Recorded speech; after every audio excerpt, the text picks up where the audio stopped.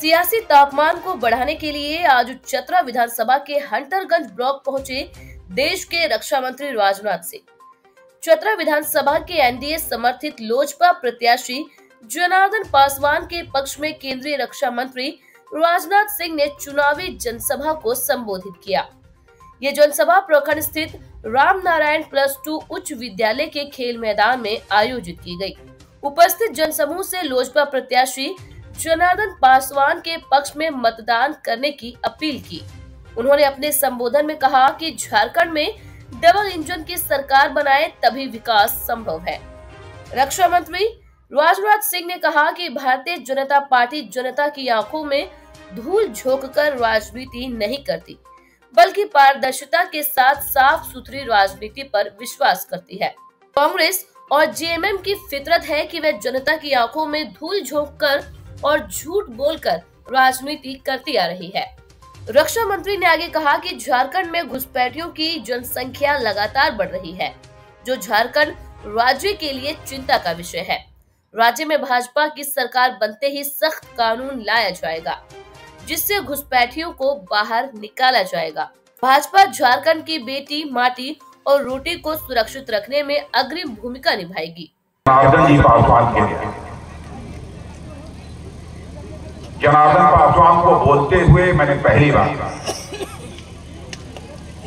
यदि एक वाक्य में कहना हो तो मैं कह सकता हूं कि जनार्दन पासवान एक ऐसी शख्सियत है कि जो बोलते हैं तो अर्रा, चाहे गोली लगे चाहे छर्रा, एक ऐसे प्रत्याशी जनार्दन पासवान।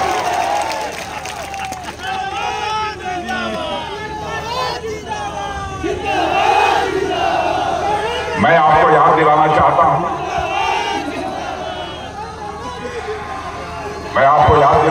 हूं, झारखंड राज्य बने 24 वर्ष के अंदर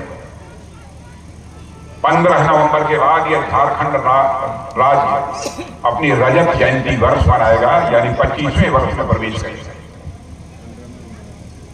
और 25वें वर्ष में जब झारखंड राज्य प्रवेश करेगा तो बहनों भाइयों, मैं नहीं कह रहा, बल्कि हिंदुस्तान की मानी जानी सर्वेक्षण एजेंसियां भी इस बात का दावा कर रही हैं कि झारखंड और महाराष्ट्र में सरकार यदि बनने जा रही है तो दोनों राज्यों में एनडीए की सरकार बनने जा रही है। जब पक्का होगा, आदरणीय अटल बिहारी वाजपेयी जी ने झारखंड राज्य बनाया था, छत्तीसगढ़ राज्य बनाया था, और उसी समय उत्तराखंड मंत्रिमंडल में उस समय मैं रोड ट्रांसपोर्ट, शिपिंग, वाटरवेज सबका मैं भी मंत्री था, मैं मौजूद था। अटल जी के ख्वाहिश थी कि जब राज्य छोटे हो जाएंगे तो राज्यों का विकास तेजी के साथ होगा। और अटल जी के अंदर मैंने एक तड़पन देखी, जब यहाँ की गरीबी देखते, यहाँ के पिछड़े वर्ग, अनुसूचित वर्ग, आदिवासी भाइयों की दयनीय स्थिति देखते थे, तो कई बार उन्होंने कहा कि क्या हो गया, आजादी हासिल हुए इतने वर्षों का समय गुजर गया, आज तक हम इनकी हालात में कोई सुधार नहीं कर पाए। इस चुनावी सभा को एनडीए प्रत्याशी जनार्दन पासवान ने संबोधित किया और वर्तमान विधायक सह मंत्री भोक्ता पर प्रहार करते हुए कहा कि राजनीतिक रोटियां सेकने के लिए बेटी को अंतरजातीय शादी कर अपना सत्ता बरकरार रखने का सपना देख रहे हैं। जनता उन्हें जवाब वोट के माध्यम से देने जा रही है। इस जनसभा को कई नेताओं ने संबोधित किया।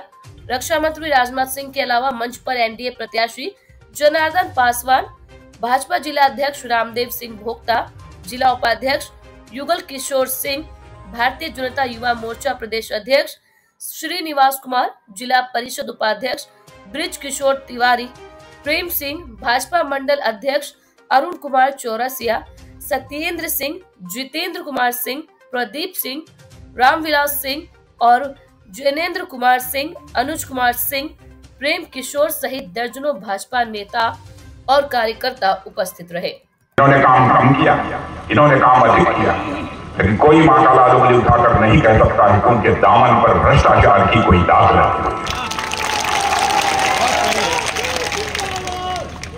क्या कारण है? पहली बार आपकी झारखंड मुक्ति मोर्चा की सरकार बनती है, भ्रष्टाचार के आरोप लगते आप जेल चले जाए।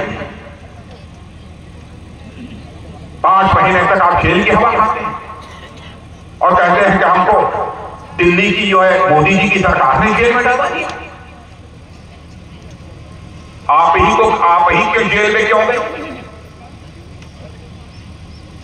तमिलनाडु में भी विरोधी दल की सरकार है, वहां के स्टालिन साहब जेल क्यों नहीं गए? पिनराई विजयन जी कम्युनिस्ट पार्टी की सरकार केरल में, वो जेल में क्यों नहीं गए? क्या आप ही से खुन्नस थी? आप इतने बहादुर हो गए कि मोदी जी की आपसे खुन्नस हो गई कि इनको जेल में क्यों?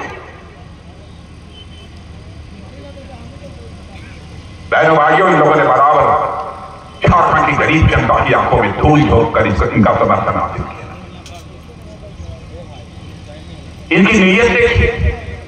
और मैं कहता हूं कि जब हमारे रघुवर दास जी थे, अर्जुन मुंडा थे, बाबूलाल मरांडी थे, इनके ऊपर भ्रष्टाचार के आरोप नहीं लगे, तब भी तो वहां दूसरी सरकार थी, क्यों नहीं जेल में डालती? इसका इनके पास कोई जवाब नहीं। और मैं आप सबसे अपील करना है, मैडम चाहिए सब कुछ बर्दाश्त कर लेना, लेकिन भ्रष्टाचारियों को बर्दाश्त मत करना मेरे बहन भाई। आजादी हासिल किए थे 75 वर्षों का समय गुजर गया। यह कोई कम समय होता? 50-52 वर्षों तक अखंड हुकूमत यदि किसी ने की है तो कांग्रेस ने की है। 50 वर्षों का समय भारत जैसे देश के लिए, जहां पर भारी भरकम जनसंख्या हो, जहां संसाधनों की कोई कमी ना हो,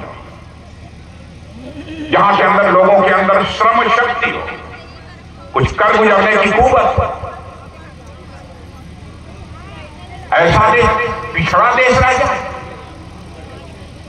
देश को कैसे खुशहाल बनाया जाता है, देश का मस्तक दुनिया में ऊंचा कैसे किया जाता है, यह करके हम लोगों ने दिखा दिया। और मैं आज दिलाना चाहता हूं प्रेस के दोस्तों से भी मैं कहूंगा, हमारी कोई भी बात गलत हो अखबारों में लिख दीजिएगा। हमारी गलती होगी तो मैं क्षमा मांग लूंगा, क्योंकि आज तक जनता को गुमराह करके मैंने राजनीति नहीं की है। बहनों भाइयों, यदि हमने राजनीति की है तो जनता की आंखों में आंख डालकर राजनीति की। कौन इस सच्चाई को नकारेगा? जो हमारा भारत अंग्रेजी में से कहते हैं इकोनॉमी की साइज, धन दौलत के मामले में दुनिया के देशों में 2014 में 11वें स्थान पर खड़ा था धन दौलत के मामले में। बहनों भाइयों, हमारे प्रधानमंत्री मोदी जी के नेतृत्व में जिस तरीके से सरकार ने काम किया है, आज यही हमारा देश 7-8 वर्षों के अंदर दुनिया के देशों में 11वें स्थान से जंप लेकर 5वें स्थान पर पहुंच गया।